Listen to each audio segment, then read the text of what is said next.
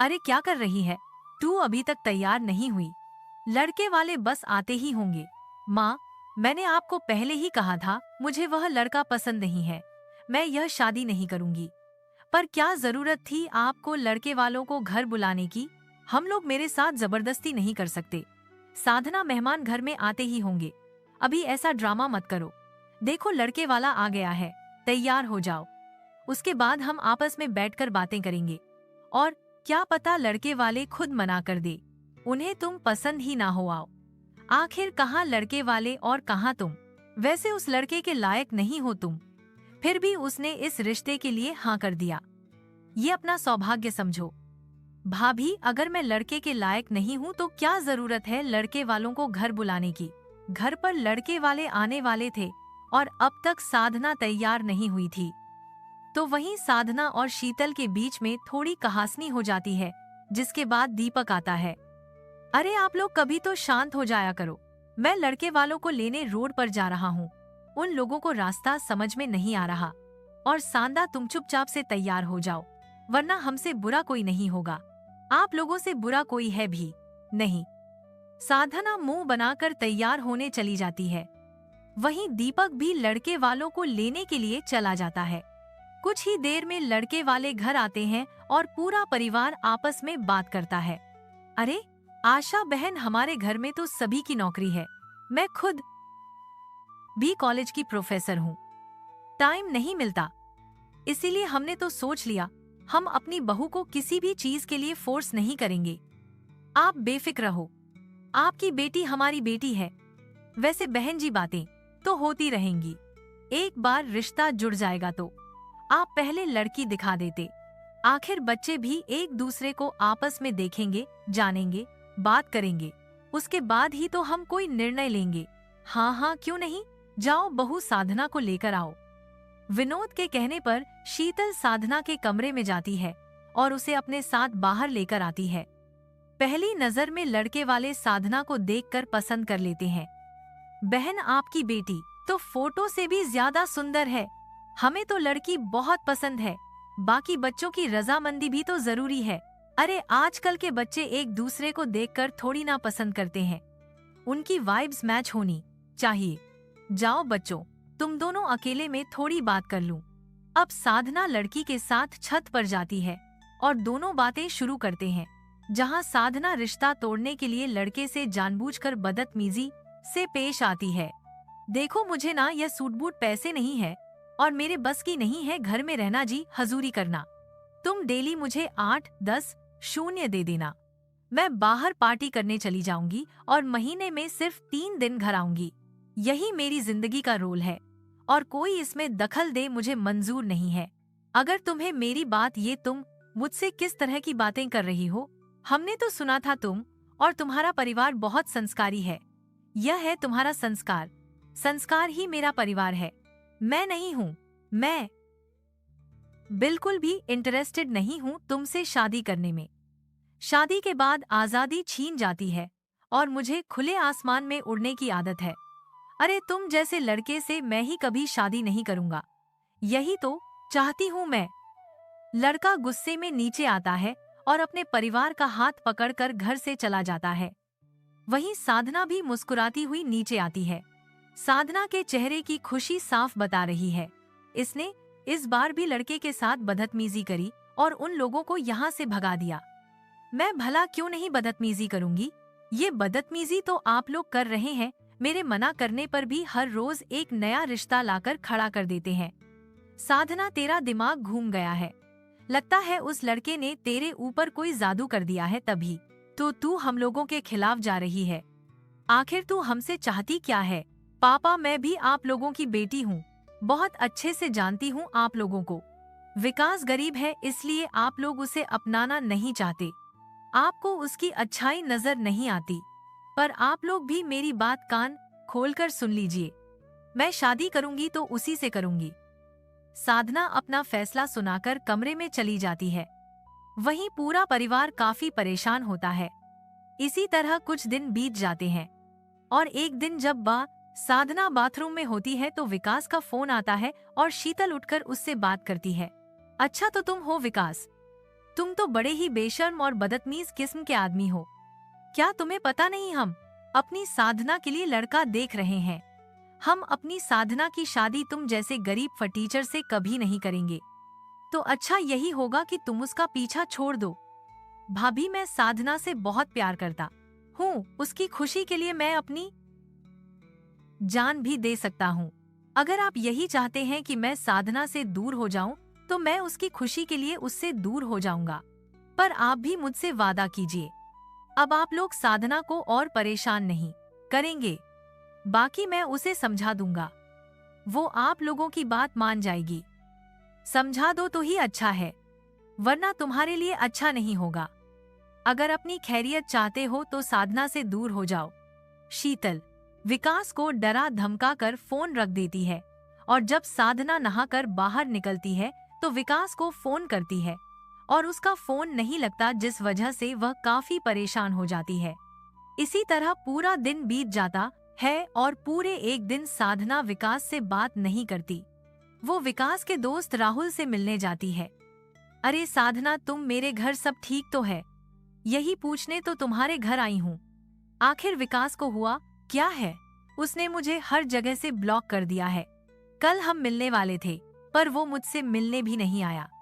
तुम उसे बुलाओ, बोलो कि मैं उससे मिलने आई हूँ। साधना, शायद तुम्हें पता नहीं, विकास मेरा घर छोड़कर जा चुका है। कल जब उसने तुम्हें फोन किया था तो तुम्हारी भाभी ने उसे तुमसे दूर रहने को कहा था। उसकी माँ गांव में बीमार है, उसे पैसों की जरूरत है और ऊपर से तुम्हारे घर वाले उसे टॉर्चर कर रहे हैं। क्या कल विकास और भाभी की बात हुई थी? भाभी ने यह सही नहीं किया। क्या तुम मुझे बता सकती हो विकास कहाँ मिलेगा? वो हमारा एक दोस्त है ना, उसके रूम पर गया। मैं तुम्हें वहाँ का एड्रेस देता हूँ। साधना राहुल से पता लेकर विकास से मिलने के लिए उसके दूसरे दोस्त के घर जाती है, जहाँ विकास को देखते ही साधना उसे एक थप्पड़ मारती है। यही है तुम्हारा प्यार? इतना प्यार करती हो मुझसे कि मुझे छोड़कर जा रहे हो? तुम्हारे लिए मैं घर में सबसे लड़ रही हूँ और तुम मेरे घर वालों की बात मान रही हो। अगर इतना सीधा बनकर रहोगे ना तो सब तुम्हारी मासूमियत का फायदा उठाएंगे। विकास, साधना, बात को समझो। तुम में और मुझ में जमीन आसमान का फर्क है।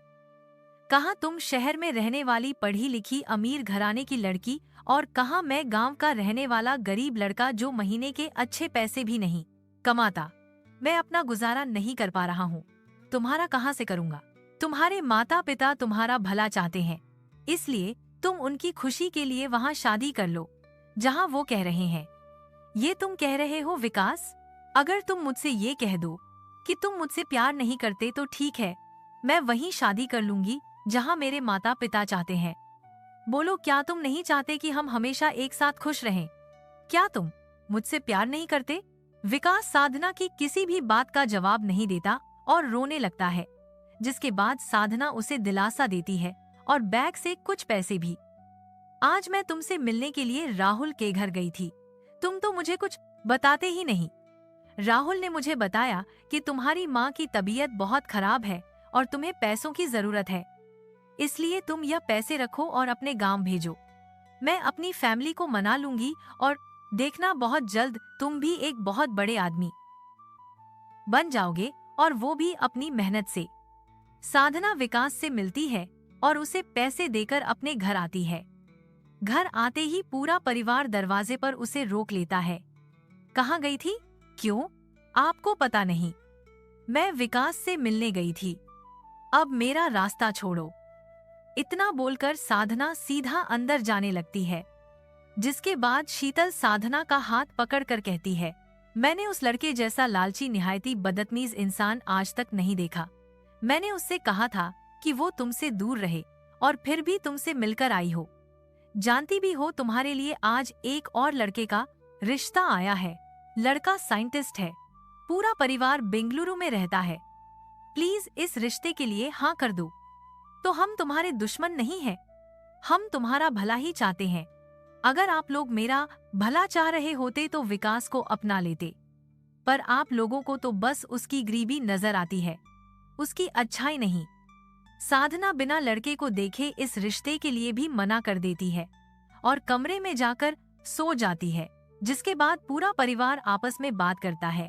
इस लड़की ने तो हमें परेशान करके रख दिया है। पता नहीं उस गरीब फटीचर ने क्या जादू कर दिया हमारी बेटी पर, जो वो किसी की सुन ही नहीं रही।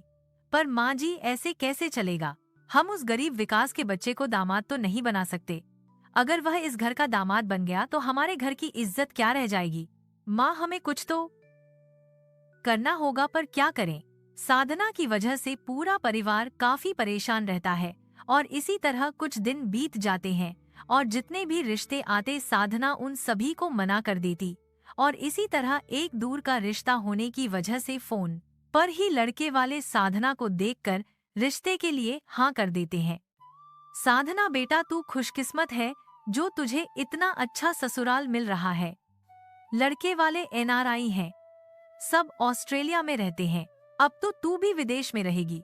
बस एक बार नानद जी की शादी हो जाए, फिर हम लोग भी घूमने के लिए ऑस्ट्रेलिया जाएंगे। आप सब एक नंबर के लालची हैं और आपकी बातों से साफ झलकता है। चाहे कुछ भी हो जाए, मैं उस लड़के से शादी नहीं करने वाली। अरे साधना, समझती क्यों नहीं है? हम तेरे दुश्मन नहीं हैं। वो लड़का तेरे लिए सही नहीं है। वो जितना अच्छा बन रहा है वो उतना अच्छा है नहीं। तुझे कैसे समझाऊं कि गरीब लड़के कैसे होते हैं? आजकल के लड़के एक नंबर के लालची होते हैं। तुम जैसे अमीर घर के लड़कियों को अपने प्यार के जाल में फंसाते हैं और उनसे अपना खर्चा निकलवाते हैं। अरे बेटा, तू कब समझेगी यह बात? माँ, आज तक विकास ने मुझसे 1 रुपया नहीं लिया, मेरे साथ बदतमीजी नहीं की, ना ही मेरे साथ कभी ऊंची आवाज में बात की है। यहाँ तक कि उसने तो भाभी की बात भी मान ली थी। एक पल को उसने मुझे छोड़ ही दिया था। ऐसा लड़का किस्मत वाले को मिलता है माँ। देखना, शादी के बाद वो मुझे पलकों पर बिठा कर रखेगा। हर चीज पैसा नहीं होती। जब गरीबों वाली जिंदगी जिएगी ना, तब पता चलेगा कि प्यार से पेट नहीं भरता, पेट भरने के लिए पैसे चाहिए होते हैं। और एक बात कान खोल कर सुन ले तू, अब चाहे कुछ भी कर ले, तेरी शादी इस एनआरआई लड़के से ही होगी और जब तक तेरी शादी नहीं हो जाएगी तू इस घर से बाहर नहीं निकलेगी। इतना बोलकर साधना के घर वाले उसे कमरे में बंद कर देते हैं। शीतल जाकर साधना को खाना देती है। किस्मत वाली हो तुम, जो तुम्हें इतना अच्छा परिवार मिला है और तुम हो कि अपने माता पिता को दुखी करने में लगी हो। चुपचाप से खाना खा लो, क्योंकि अगर तुमने फ्यूचर में कभी उस गरीब से शादी कर भी ली तो वो कभी तुम्हें इतना अच्छा खाना नहीं खिला पाएगा। आप लोगों की गलतफहमी है ये। आप लोग ना उससे मिले ना देखा और अपने आप ही यह सोच लिया कि वह बुरा है, जबकि बुरे तो आप लोग हैं। कमरे में बंद होने के बाद भी साधना विकास से शादी करने के लिए जिद पर अड़ी रहती है और विकास को फोन करती है। विकास, अब तो आ जाओ, मेरे घरवाले हमारे रिश्ते को नहीं अपनाएंगे।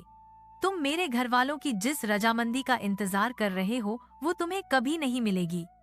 तुम जानते हो 2 दिन से घर में कैद हूँ मैं। क्या तुम्हारे माता पिता तुम्हारे साथ इतना बुरा कर रहे हैं? भला एक माता पिता अपने बेटे के साथ इतना बुरा कैसे कर सकते हैं? साधना, मैं तुम्हें इतना दुखी नहीं देख सकता। नहीं देख सकते तो आ जाओ, हम भाग चलते हैं।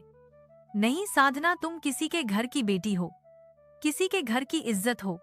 मैं एक बाप की इज्जत नीलाम नहीं कर सकता। मैं तुमसे शादी करूंगा तो तुम्हारे माता पिता की रजामंदी से ही। मैं बहुत जल्द तुम्हारे घर आऊंगा और तुम्हारे माता पिता से बात करूंगा। बस एक बार मेरी नौकरी लग जाए। विकास, तुम कितने अच्छे हो। मेरे माता पिता के बारे में कितना सोचते हो। और एक मेरे माता पिता है जिनको अपनी बेटी की खुशी की परवाह ही नहीं है। साधना अपना सारा सुख दुख विकास को बताती है और रोते हुए सो जाती है। अगले दिन जब शीतल दोबारा खाना लेकर आती है तो वह देखती है कि साधना ने रात को खाना नहीं खाया। साधना, तुमने रात को खाना क्यों नहीं खाया? अगर तुम इस तरह खाना नहीं खाओगी और जिद पर रहोगी तो तुम्हारी तबीयत खराब हो जाएगी। आप लोग तो वैसे भी मुझसे प्यार नहीं करते। अगर मैं मर भी जाऊंगी तो क्या ही फर्क पड़ेगा? आपको तो अपनी शानो शौकत की पड़ी है ना। यह नहीं कि एक बार विकास से मिल लो, उसको देख लो, जान लो। माना कि वो गरीब है पर वो बहुत अच्छा है। आपको पता है, जब मैंने उसको ये कहा कि मुझे भगा के ले चलो तो उसने क्या कहा? उसने बोला, मैं किसी के घर की बेटी हूँ, इज्जत हूँ, वो ऐसा कदम नहीं उठाएगा जिससे मेरे घर वालों का मान सम्मान इज्जत मिट्टी में मिले। वो मुझे मान सम्मान के साथ शादी करके ले जाना चाहता है। पर आप लोग जाने दो, आप नहीं समझोगे। इतना बोलकर साधना रोने लगती है और खाना फेंक देती है। अब शीतल बाहर आती है और सारी बात घर वालों को बताती है। माँ जी, अगर ऐसा ही रहा तो मुझे नहीं लगता कि साधना हमारी पसंद के लड़के से शादी करेगी। हमें एक बार उस लड़के से मिल लेना चाहिए और साधना को उस लड़के की सच्चाई दिखानी चाहिए कि वो लड़का साधना के लायक नहीं है। तुम शायद सही कह रही हो। अगर हम ऐसे ही जोर जबरदस्ती करते रहे तो साधना की नजरों में हम बुरे बनेंगे। अगर हमें साधना की आंखें खोलनी है तो हमें उस लड़की से मिलना होगा। बाबू, तुम जाकर साधना से कह दो। दिन बाद वो विकास को घर बुला ले। हम उससे अकेले में कुछ बातें करेंगे और फिर देखना तुम कैसे उस लालची लड़के की सच्चाई मैं अपनी बेटी के सामने लाती हूँ। साधना की आंखें खोलने के लिए पूरा परिवार एक प्लान बनाता है। अब शीतल साधना के पास जाती है और उसे विकास को घर बुलाने को कहती है। आप सच कह रहे हैं, आप लोग विकास से मिलना चाहते हैं। अगर आप लोगों को विकास पसंद आ गया तो आप हमारी शादी करवा दोगे। मैं अभी विकास को बुलाती हूँ। साधना खुशी से झूम उठती है और विकास को फोन करके 2 दिन बाद घर बुलाती है और खुशी से साधना सबके साथ खाना खाती है। देखते ही देखते 2 दिन बीत जाते हैं। साधना अपने कमरे में तैयार हो रही थी, तभी घर में विकास आता है, जहां पूरा परिवार अकेले में विकास से बात करता है। साधना अभी अपने कमरे में तैयार हो रही है। अभी सिर्फ तुम और हम लोग हैं। तो बताओ बेटा, तुम हमारी बेटी को छोड़ने के लिए क्या लोगे? क्योंकि हम बहुत अच्छे से जानते हैं कि तुम्हें हमारी बेटी से प्यार तो है नहीं। ये आप लोग क्या कह रहे हैं? हंसी, यानी आप लोग समझ गए कि मैं आप लोगों से क्या चाहता हूँ। मुझे आपकी बेटी में जरा भी इंटरेस्ट नहीं है और वो तो मेरे प्यार में डूबी हुई है। मुझे इस दिन का कब से इंतजार था। कितनी देर कर दी आप लोगों ने मुझे यहाँ बुलाने में। हम जानते थे कि तुम निहायती ही बदतमीज किस्म के इंसान हो, एक नंबर के लालची। तो अब अपना मुंह खोलो, तुम जो मांगोगे तुम्हें मिलेगा। बस साधना को छोड़ दो ताकि वह अपना घर बसा सके। दीपक की बात सुनकर विकास अपना एक पैर दूसरे पैर पर रखता है और चप्पल को हाथ में लेकर उन्हें दिखाते हुए कहता है, मेरी घिसी हुई चप्पल को देखकर आपको पता तो चल ही गया होगा मैं कितना गरीब हूँ, मुझे पैसों की कितनी जरूरत है। इसलिए मैं आपकी बेटी को छोड़ने के लिए ज्यादा नहीं, बस 2 करोड़ मांग रहा हूँ। इतना तो आप लोग मुझे दे ही सकते हो। आखिर पैसों से बढ़कर थोड़ी ना कुछ है आपके लिए।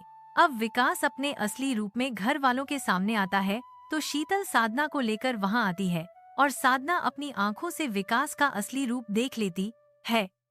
आशा अपनी बेटी को देखकर कहती है, देख लिया साधना, तूने तेरा सच्चा प्यार तो 22 करोड़ में बिक गया। अब तू ही इसे 2 करोड़ का चेक काटकर इसके मुंह पर मार दे। तुम्हें मेरे प्यार के बदले 22 करोड़ चाहिए।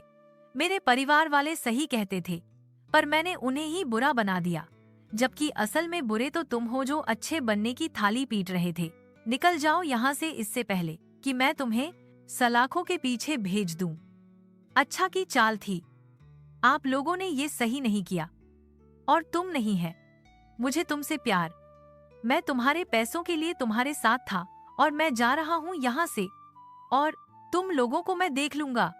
अरे अपनी खोखली धमकी अपने पास रखो और निकलो यहाँ से, वरना जिस पैर से टूटी चप्पल पहनकर आए हो ना, उस पैर से चलकर जाने के लायक नहीं बचोगे।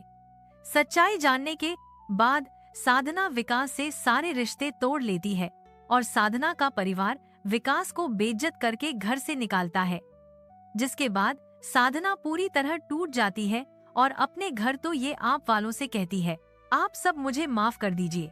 उस विकास के लिए मैंने आप लोगों को इतना दुख पहुंचाया, आप लोगों को बुरा समझा, जबकि बुरा तो मेरा प्यार था। आप जहां लोगों बोलोगे मैं वहां शादी करूंगी। मुझे वो NRI लड़का पसंद है। साधना की बात सुनकर पूरा परिवार काफी खुश